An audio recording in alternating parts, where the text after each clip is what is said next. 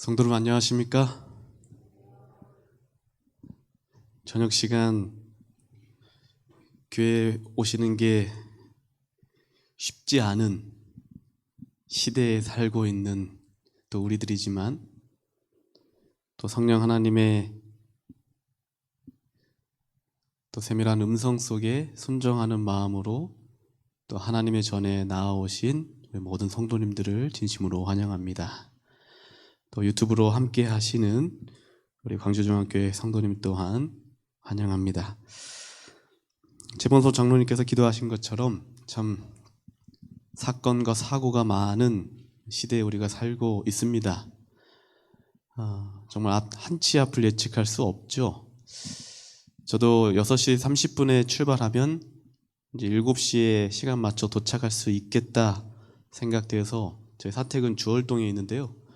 주월동에서 출발해서 이제 오는 가운데에 조대 쪽으로, 어제는 저기 충장로 쪽으로 해서 이제 돌아왔고 오늘은 조대 쪽으로 해서 아시아 문화전당 쪽으로 해서 이렇게 와봤는데 늘 제가 전도사 때 항상 다녔던 길이었습니다. 그래서 그 길로 이렇게 오는데 바로 저의 앞에 차가 동구 보건소에서 이렇게 신호가 없는 곳에서 좌회전을 하고 동구청 아시아문화전당 쪽으로 내려오는 모닝차가 세게 제 바로 앞에 차가 세게 가다가 정면으로 두 차가 충돌해서 굉장히 좀 심하게 두 차가 찌그러지고 그 모닝 운전자는 안에 갇혀서 나올 수가 없어서 바로 119가 출동하고 그래서 119 응급차와 또 소방차가 2대가 와서 구조하는 그런 모습 속에서 가슴이 막 떨리더라고요. 야, 그분이 퇴근하는 길 가운데 본인이 사고 날 것을 알았을까요? 몰랐겠죠. 알았으면 운전을 안 했겠죠. 정말 한 치 앞을 알 수 없는 그런 정말 위험한 시대에 우리가 또 살아가고 있고 그 가운데 정말 우리에게 필요한 것이 있다면 바로 성령 하나님의 함께 하심과 도우심이 아닐까 그렇게 생각합니다. 이번 한 주 동안 진정으로 우리가 구해야 할 성령 하나님의 역사를 이 한 주 동안 말씀을 통해서 확신을 가지시고 무엇보다 그 성령 하나님을 간절히 구하게는 시간들이 되기를 간절히 소망합니다. 오늘 말씀 듣고 그래 하고 그냥 집에 가시는 것도 좋겠지만 저녁에 돌아가셔서 오늘 잠자리에 들기 전 또 누군가에게는 혹여나 이 밤이 이 땅에서의 마지막의 밤이 될 수도 있는 거예요. 그렇기 때문에 정말 오늘 한날의 모든 나의 죄의 모든 문제를 다 주 앞에 내려놓을 뿐만 아니라 성령 하나님께서 오늘도 함께 하신 하나님이 내일의 삶을 또 붙잡아 주시기를 간구하는 그런 진실된 기도가 우리의 입술에서 흘러나오게 되기를 간절히 바랍니다. 오늘은 재림 준비를 위한 기도와 헌신의 40일 두 번째 시간으로 데이 2 오순절 이후 성령 받음이라는 제목입니다. 오순절 이후의 성령의 침례입니다. 함께 사도행전 1장 4절부터에 있는 말씀을 한번 보시겠습니다. 우리 어제 함께 살펴본 말씀인데요. 같이 읽으면 좋겠습니다. 시작. 사도와 같이 모이사 저희에게 분부하여 가라사대 예루살렘을 떠나지 말고 내게 들은 바 아버지의 약속하신 것을 기다리라. 아멘. 예수님께서 제자들과 사도들과 그분의 제자들을 불러 모아놓고 약속하신 아버지의 약속하신 그것, 이게 지금 뭐에 대한 말씀이었습니까? 성령이죠. 아버지께서 약속하신 그 성령 받기를 뭐 하라라는 거였습니까? 기다리라라는 말씀을 우리가 확인해 보았습니다. 그런데 여기 성령에 대한 약속을 예수님께서 말씀하시는데 이 말을 듣고 있던 제자들은 이 부분을, 아버지의 약속하신 이 부분을 자기들 나름대로의 이해로 해석했던 것 같습니다. 그래서 6절에 보시면 저희가 모였을 때에 예수께 묻자와 가로되 주께서 이스라엘 나라를 회복하심이 이때니까 하니 라는 표현이 있죠. 지금 예수님은 뭐에 대한 말씀을 하고 계세요? 성령에 대한 말씀을 남겨주고 계시고 제자들과 사도들은 그것에 대하여 어떻게 이해하고 있어요? 자기가 듣고 싶은 대로, 자기가 생각하고 싶은 대로 생각하는 거예요. 왜 자기의 관심사에 따라서 똑같은 말도 어떻게 들려요? 다르게 들릴 수 있어요. 예수님의 의도와 의미는 전혀 상관없이 자기들의 주 관심사는 뭐였습니까? 이 유대 나라가 로마라는 나라로 식민지에서 벗어날 수 있는 이스라엘의 진정한 회복의 날이 그때입니까? 라고 묻습니다. 그러자 예수님께서 가라사대 때와 기한은 아버지께서 자기의 권한에 두셨으니 너희의 알 바가 아니오. 좀 심하게 말씀하시죠? 너희가 알 바가 아니다. 너희 지금 엉뚱한 것에 관심 갖고 있구나. 너희가 지금 관심 가져야 할 것은 내가 방금 너희에게 약속한 성령의 침례인데 너희들은 왜 그것에 관심을 두고 있느냐라고 말씀하시면서 8절에 다시 한번 말씀하고자 하는 그 핵심을 다시 한번 설명하고 있습니다. 오직 성령이 너희에게 임하시면 너희가 권능을 받고, 여기에 성령의 침례라는 표현에 권능을 받다라는 표현으로 말씀하시면서 이것이 왜 필요한지, 이 성령의 침례를 받으면 어떻게 될 것인지에 대해 예수님은 제자들에게 설명하길 원하셨습니다. 그래서 예루살렘과 온 유대아와 사마리아와 땅 끝까지 이르러 너희가 그 성령의 권능으로 말미암아 나의 증인이 되겠다라는 말씀이죠. 결국 예수님을 오랜 기간 동안 함께했던 제자들과 사도들이 그들의 관심에는 늘 어떤 일을 이루게 되는 시기와 어떤 상황에 관심이 주목되어 있었지만 예수님은 그 상황을 일어나게 하는 힘, 그 상황을 만들어내는 어떠한 동기, 그것이 뭐였어요?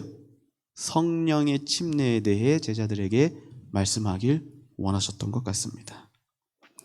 제자들은 이스라엘 회복이 언제일지 궁금했지만 예수님은 그 이스라엘 나라의 회복을 위해 오늘 제자들에게 필요한 성령의 능력에 대하여 말씀하고 있다는 것이죠.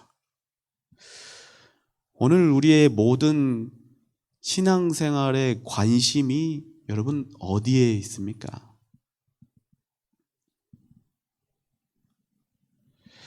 우리의 신앙의 주 관심사가 어디에 주목되어 있는지를 우리는 한번 좀 돌아볼 필요가 있습니다. 그거에 따라 오늘 똑같이 예수님께서 여러분에게 말씀하실 때에 들려오는 것은 예수님이 진정 말씀하시길 원하는 그 뜻이 아니라 어떻게 들릴 수 있어요? 나의 관심사에 따라서 다르게 들릴 수 있는 거예요. 제자들처럼.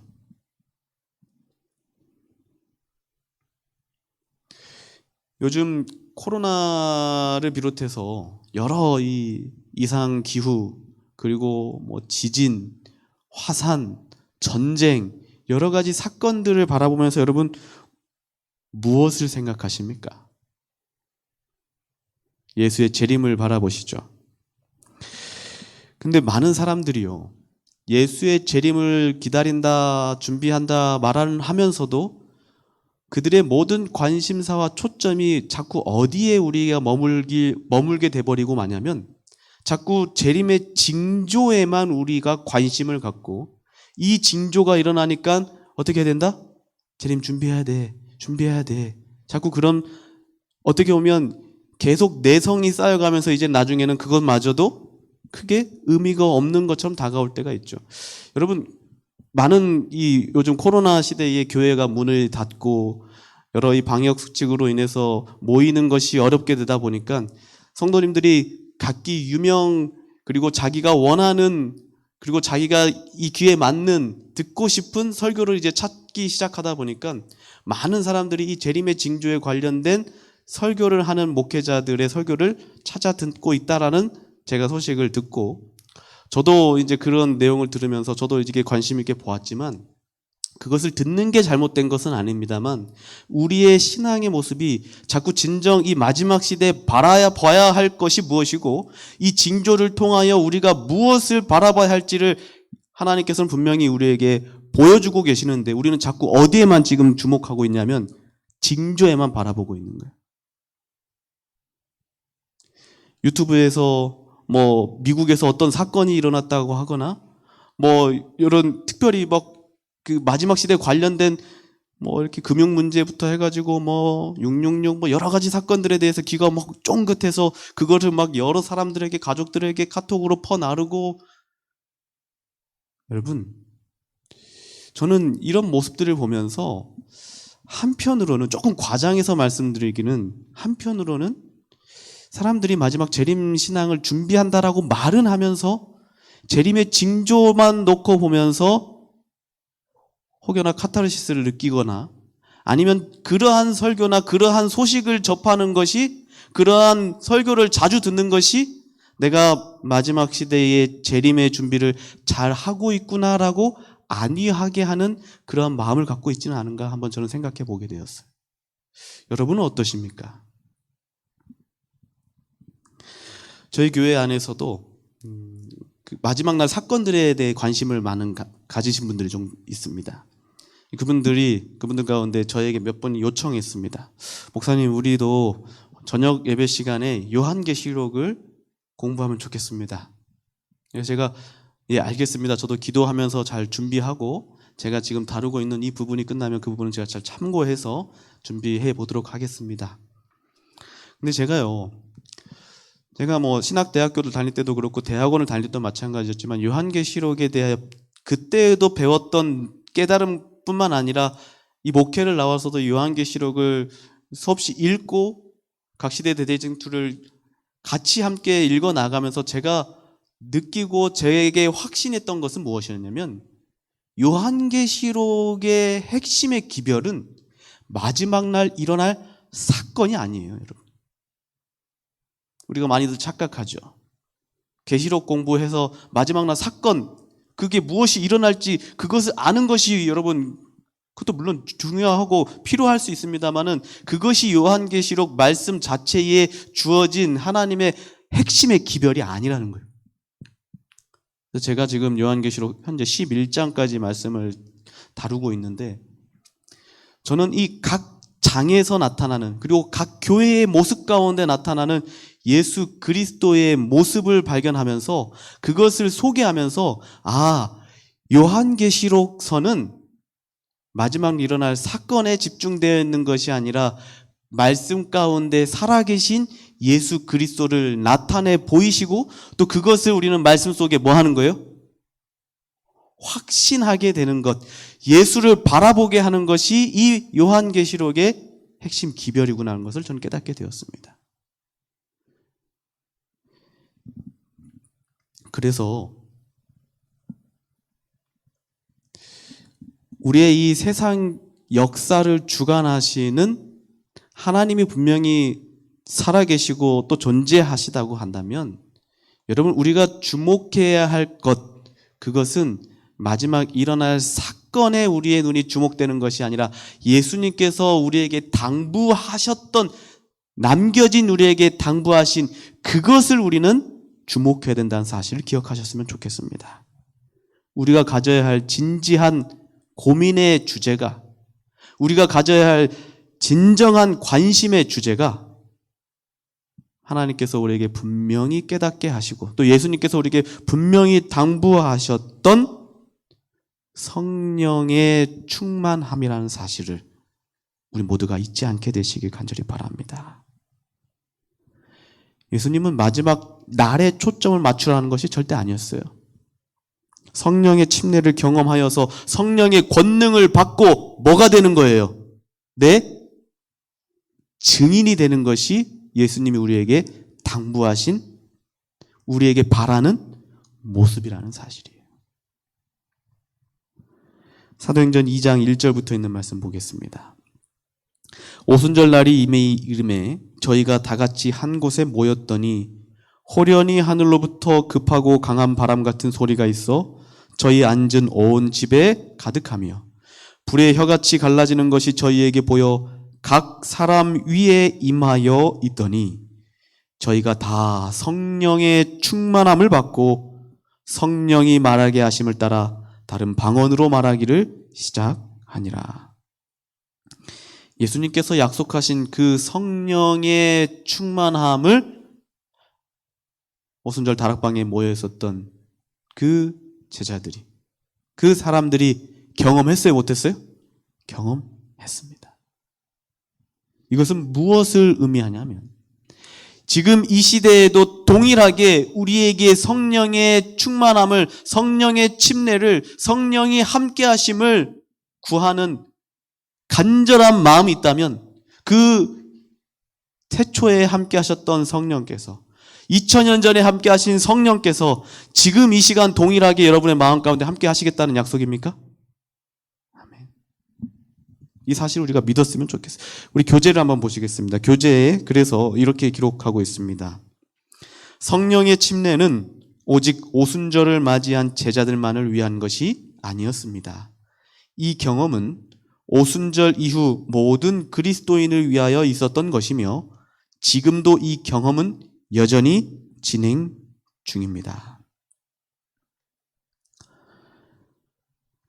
사도행전을 보시면 사도행전 10장에 베드로와 고넬료의 이 모습이 나오는데요. 이방인 고넬료가 성령의 침례를 받는 장면이 사도행전 10장에 기록되어 있습니다. 처음에 베드로가 환상 가운데에 겨우겨우 설득당해서 긴가민가 하는 마음으로 고넬료의 집에 찾아가죠. 그래서 베드로는 이제 고넬료, 이방인이었던 고넬료에게 예수 그리스도가 어떠한 분이고 그분이 우리를 위해 대속하시고 또 부활하셔서 승천하시고 또 여전히 보혜사 성령을 통해 우리와 함께 하신다는 그 소식을 전하게 되었을 때 그 기별을 듣는 자들이 뭐를 받았다고 나왔습니까? 성령을 받았으니. 오히려 성령 충만함을 모습을 보고 베드로가 깜짝 놀라요. 그래서 이 베드로가 고넬료의 식구들에게 침례를 줍니다. 성령 충만의 기록이 또 사도행전의 10장에 기록되어 있고 사도행전 9장에도 보시면 또 다른 성령의 역사하심이 기록되어 있는데 예수를 잡아 죽이던 사울이 다메섹 도상에서 예수님을 발견한 이후에 그가 진정한 변화를 깨닫고 경험하여서 이것이 물의 침례로 시작되는 성령의 역사를 경험하고 그래서 그랬던 그에게 9장 15절을 보시면 하나님께서 아나니아를 불러서 사울에게 보내십니다. 이 아나니아도 처음에 사울에게 다가갈 때에 반신반의하는 생각으로 찾아갑니다. 하나님의 명령에 쫓아 사울에게 찾아가서 사울을 대화를 하고 난 다음에 사울에게 진정으로 하나님을 발견하고 예수 그리스도를 경험한 이 사울을 위하여 아나니아가 17절을 보시면 안수 기도하는 것을 봅니다. 성령 충만의 안수 기도를 하고 있어요. 그래서 이 성령 충만을 간구하는 기도를 드리자 어떤 일이 일어납니까? 사울의 눈에서 비늘 같은 것이 벗어져서 다시 보게 된지라. 일어나 침례를 받고라는 표현이 있어요. 성령의 충만함을 경험하는 것을 아나니아가 또 보게 되죠.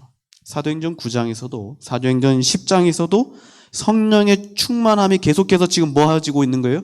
사도행전 1장에 약속된 그 성령이 사도행전 2장에 부어지고 계속해서 성령이 뭐하고 있는 거예요?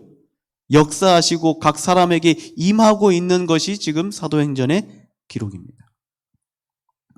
오늘 여러분과 저는 물의 침례를 다 받으셨습니다. 많은 사람들 앞에서 예수를 개인의 구주로 영접하는 결심과 고백을 통하여 물의 침례를 받았어요. 그런 우리들에게 구원받은 자의 모습이 나타납니다. 안식일을 지키고 진정으로 기도하고 말씀대로 살려고 끊임없이 노력하고 전도하고 남을 위해 기도하고 이런 모습들이 나타나요. 그런데 여러분, 그러한 것 이전에 가장 우리에게 필요한 것이 있다면 그것은 바로 우리의 기도에서 빠뜨려서는 안 될 기도의 제목이 있다면 그것은 바로 성령의 침례를 부어달라는 간구요 기도가 되기를 간절히 바랍니다. 사도행전 10장에서도 기록되고 9장에서도 기록되고 8장에서도 보시면 하나의 흥미로운 사건을 통해서 성령 충만에 대한 사건이 또 하나 기록되어 있습니다. 사도행전 8장은 우리가 잘 아는 빌립이 사마리아 성에 내려가서 예수님을 백성에게 전파하는 사건이 기록되어 있습니다. 그래서 무리가 빌립의 말도 듣고 행하는 표적도 보고 열심으로 그의 말하는 것을 쫓습니다. 많은 사람에게 붙었던 더러운 귀신들이 크게 소리 지르며 나가고 많은 중풍병자와 안진병자가 나으니 그 성에 큰 기쁨이 있었습니다. 그 성에 시몬이라 하는 사람이 전부터 있어 마술을 행하며 사마리아 백성을 놀라게 하며 자칭 큰 자라 하니 낮은 사람부터 높은 사람까지 다 청종하여 가로되 이 사람은 크다 일컫는 하나님의 능력이라 하더라. 오랫동안 그 마술에 놀랐으므로 저희가 청종하더니 빌립이 하나님 나라와 및 예수 그리스도의 이름에 관하여 전도함을 저희가 믿고 남녀가 다 침례를 받으니 시몬도 믿고 침례를 받은 후에 전심으로 빌립을 따라다니며 그 나타나는 표적과 큰 능력을 보고 놀라니라. 이 빌립이 사마리아에 가서 복음을 전하는데 놀랍게도 많은 사람들이 예수 그리스도를 받아들이기 시작하는 거예요. 그래서 예루살렘에 있었던 사도들이 베드로와 요한을 보내서 그것을 확인하게 합니다. 그래서 14절을 보시면 예루살렘에 있는 사도들이 사마리아도 하나님의 말씀을 받았다 함을 듣고 베드로와 요한을 보내매, 이거 잘 보십시오. 베드로와 요한이 거기 가서 15절 무엇을 했는지 잘 보십시오. 그들이 내려가서 저희를 위하여 뭐 했습니까? 성령 받기를 기도했다라는 것이죠. 오순절 성령 역사 이후에 이 성령의 침례를 살펴보면 특징이 하나 있어요. 그게 뭐냐면 지난 시간에 확인한 것처럼 너희들이 모여 약속한 보혜사 성령이 오기까지 뭐 해라는 거예요? 기다리라는 거예요. 근데 이 기다릴 때에 그냥 아무것도 하지 말고 가만히 명상하면서 기다리라는 것이 아니었어요. 아무것도 하지 말고 뒷짐지고 가만히 있으라는 것이 아니었어요. 그러면 기다리는 가운데에 그들이 해야 할 것이 무엇이었습니까, 여러분? 기도하는 것이었습니다. 온전히 성령 받기를 위하여 뭐하라? 기도하라. 나의 성공과 나의 자녀의 행복을 위해서 기도하는 것이 아니라 예수님께서 약속하신 복음을 전하기 위해 예루살렘과 유대와 사마리아 땅끝까지 증인이 되기 위해 성령의 권능을 위해 기도할 때에 그렇게 기도하더니 성령의 충만함이 비둘기같이 내려오고 그들 속에 일어난 것이 무엇이었습니까? 감격이었습니다. 감동이었습니다. 성령의 감동하심을 받은 사람들이 이제는 굳이 누가 하세요라고 시키지 않아도 그들의 마음 가운데 자발적으로 뭐 해야겠다라는 마음이 생겨날까요? 내가 이 경험한 예수 그리스도의 사랑을 내가 받은 이 구원을 나도 뭐 하고 싶은 거예요? 전하고 싶은 거예요. 알리고 싶은 거예요. 소개해주고 싶은 거예요. 여러분, 좋은 음식 먹고 좋은 데 가면은 누가 가장 먼저 떠올라요? 아무도 안 떠올라요? 저는 예전에는 이제 그 대상이 이제 부모님이었던 것 같은, 가족이었던 것 같은데 이제는 제가 좋은 것을 보거나 좋은 것을 먹거나 정말 맛있는 데를 가면 나 혼자가 아니라 다음엔 또 누구랑 같이 오고 싶다? 내 아이들과 내 마누라랑 같이 오고 싶다라는 게 저의 마음이에요. 누가 시켜서가 아니에요. 내가 정말 좋은 것이 있으면 누가 시켜서 아니야. 너 가야 돼가 아니야. 내 돈을 써가면서까지도 뭐 해지는 거예요? 알려주고 싶은 거예요. 같이 하고 싶은 거예요. 성령의 충만함을 받으라는 것이, 기다리라는 것이, 그것을 위해 기도하라는 것이 바로 이것이었어요. 우리가 어쩔 수 없이 막 끄집고 가가지고 목사님이 해라 하세요 해가지고 아이고 어쩔 수 없이, 물론 때로는 이 거룩한 부담으로 그렇게 하는 것도 물론 필요할 수 있겠지만, 가장 성경적 복음의 접근법은, 전달법은 뭐 하는 거예요? 약속하신 그 성령을 받기까지 그 일을 위하여 우리는 매일같이 뭐 하는 거예요? 기도하는 거예요. 그 성령이 내 마음 가운데 강력하게 말씀하시면 그 감격으로 말미암아, 그 감동으로 말미암아, 내가 그 뜨거워짐으로 말미암아 내가 옆집에 있는 그 아줌마에게, 옆집에 있는 그 아저씨에게 내 집에 있는 콩나물 하나라도 갖다 주고 싶어요. 왜요? 친해지고 싶으니까.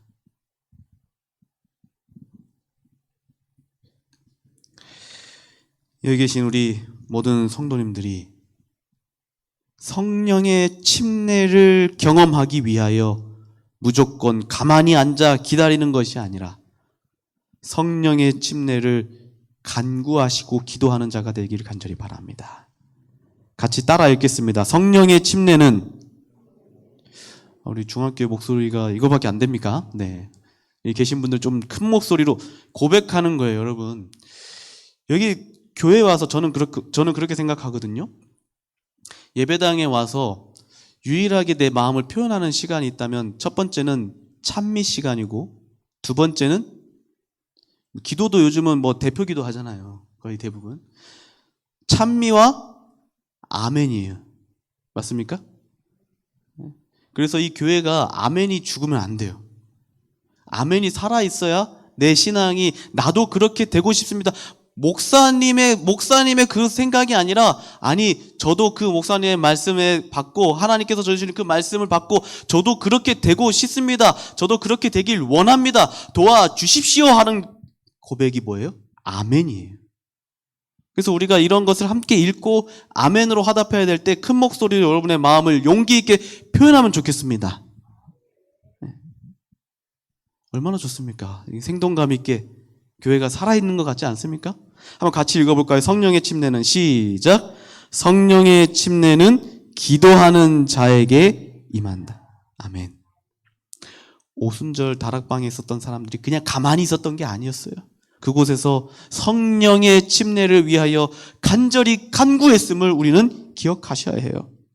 함께 같이 읽겠습니다. 여러분 같이 읽겠습니다. 시작. 믿음으로 말미암아 성령의 약속을 받게 하려 함이니라. 성령은 믿음으로 받게 된다. 그러므로 우리는 믿음을 통하여 능력을 받는 것이다. 믿음으로 성령께 매달려 우리의 개인 경험에 있어서 능력을 주시고, 또 우리로 하여금 다른 사람의 구원을 위하여 일할 수 있도록 능력을 구할 것이다. 하나님 말씀 안에 제시된 조건에 일치하고 성령을 위하여 간절히 기도한 후에는 우리는 약속된 축복을 받은 걸 믿고 그것을 감사함으로 받아들여야만 한다.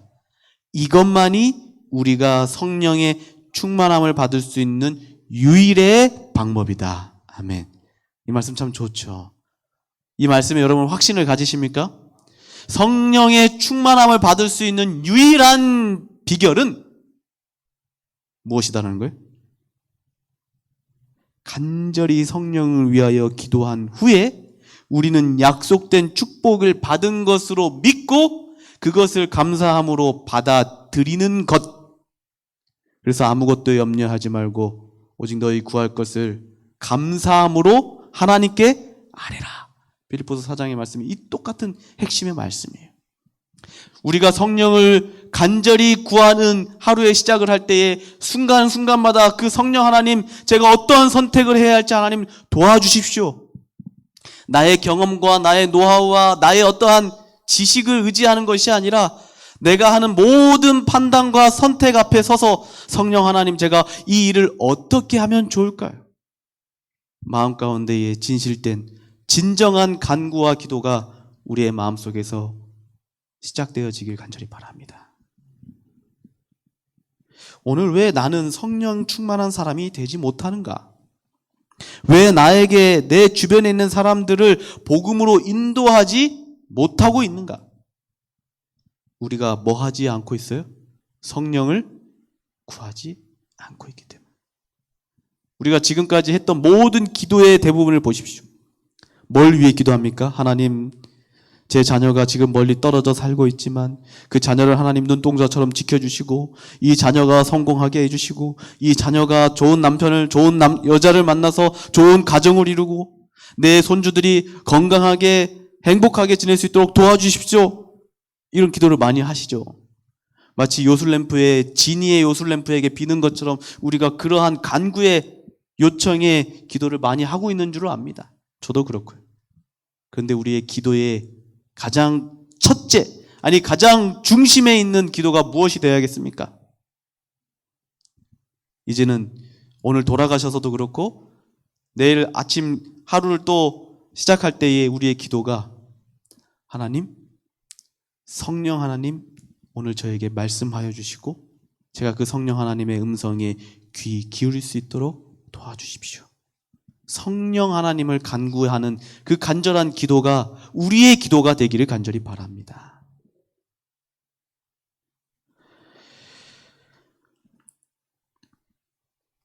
제 딸이 지금 둘 다 광주 삼육초등학교를 다니고 있습니다. 이제 4학년, 2학년인데 이제 곧 5학년, 3학년이 되는데요. 이 두 딸에게 저는 교복을 한 번도 사준 적이 없습니다. 첫째 이유는 비싸요. 둘째 이유는 굳이 안 사도 졸업한 친구들이 많이 있어가지고 주변에서 옷을 다 얻어 입히기 때문에 교복을 한 번도 사준 적이 없습니다. 근데 유일하게 사준 것이 있다면 이 체육복 티셔츠입니다. 이게 하나에 10,000원, 15,000원인가 하는데요. 큰애에게만 이 체육복 2벌을 사줬습니다. 티셔츠를 사줬어요. 이걸 막 6년 동안 입으니까 다른 것은 괜찮은데 이 티셔츠는 물려입기가 조금 그래서 사줬어요. 그런데 큰애가 다닐 때까지는 괜찮았는데 이 둘째가, 이 큰애가 다 입고 둘째가 이 자기 언니가 입었던 걸 또 이렇게 물려받아서 옷을 입었는데, 지난 여름에 그 무더운 여름에 학교를 가는데 저 반팔 티셔츠 위에다가 체육복 점퍼를 입고 가는 거예요. 가을에만 입는. 첫날은 그냥 그러려니 했어요. 애가 교실에선 추운가? 근데 다음 날이 돼도 이걸 입고 가요. 그래서 한 3일째 제가 되는데 제가 아이를 학교에 데려다 주면서, 연아야, 너 안 덥니? 야, 아빠가 볼 때 너무 답답하다. 좀 옷 좀 벗어. 근데 얘가 옷을 안 벗어요. 왜 안 벗었을까요? 왜 안 벗었을까요? 낡아서? 여기는 지금 잘 안 보이는데 이거는 지금 제가 그 사진을 안 가져왔는데요. 그때 못 찍었습니다. 이 티셔츠가 그 큰애가 이제 학급에서 이렇게 조금 예의가 바르고 좀 바른 모습을 보인 친구들에게는 그 배지를 하나씩 나눠주거든요. 근데 이 배지를 여기 가슴팍에다가 이렇게 단단 말이죠. 달면은 큰애가 이렇게 다녔을 때는 처음에는 이렇게 조그만한 배지 구멍이 있는데, 그것이 여름은 자주 옷을 빨잖아요. 빨고 또 빨고 또 배지를 달고 빨고 계속 반복하다 보니까 이 구멍이 어떻게 될까요? 점점 커진 거예요. 점점 커져가지고 손가락까지 들어갈 만큼 커진 거예요. 그러니까 자기들 딸들끼리, 큰애와 둘째가 자기들끼리 이야기하는 거 저도 얼핏 듣긴 했지만 크게 대수롭지 않게 그냥 넘어갔어요. 뭐 그런가 보다.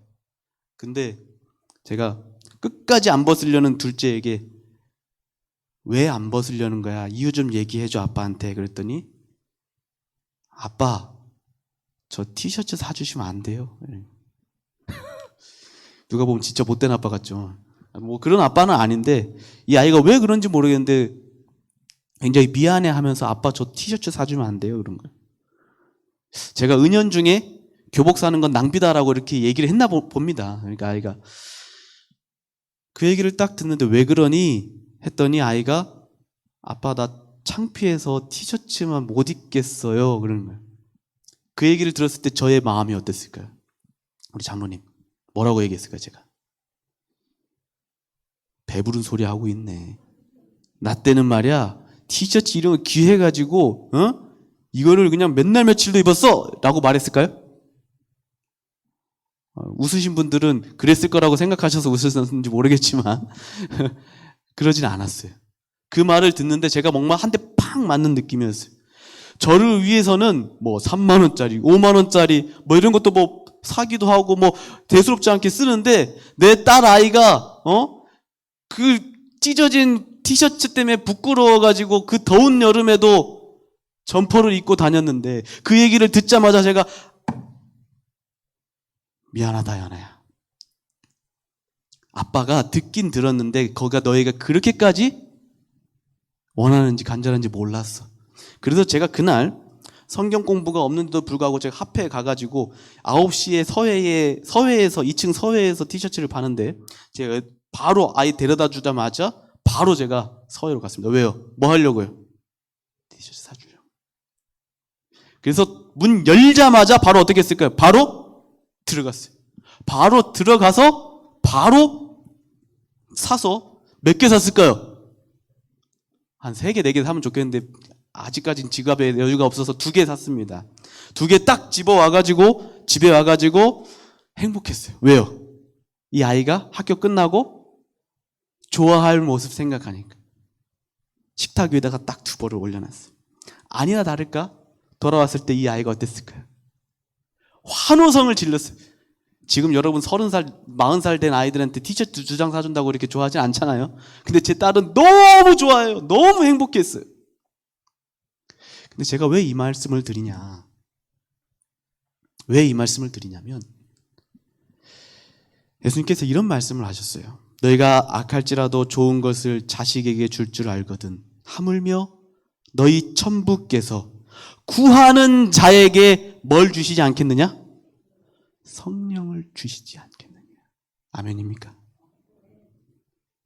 우리는 이 구하는 것을 구하라 그리하면 주실 것이요 문을 두드리라 그러면 열릴 것이요 찾으라 그러면 찾을 것이요 이것을 우리는 마치 뭘 내가 요구하면 하나님이 들어주시는 분으로 자꾸 우리가 생각을 하는데 우리는 뭐에 이것을 자꾸 초점을 맞춰야 되냐면 성령을 구하는 것에 초점을 맞춰야 돼요. 마태복음 7장도 성령에 대한 핵심이고 오늘 누가복음 11장 13절의 말씀도 우리가 구해야 할 진정한 구해야 할 것은 세상의 너희의 것이 아닌 뭐다?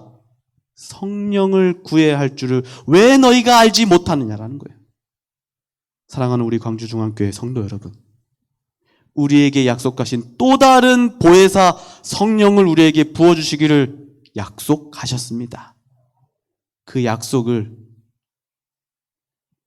우리 모두가 경험하며 체험하며 그렇게 신앙의 길을 걸어가 보지 않으시겠습니까? 이 말씀을 읽고 제가 기도하고 마치겠습니다.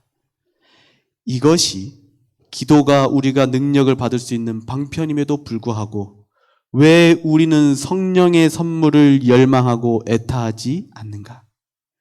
왜 우리는 그것에 대하여 말하고 그것을 위해 기도하고 그것에 관해 설교하지 않는가?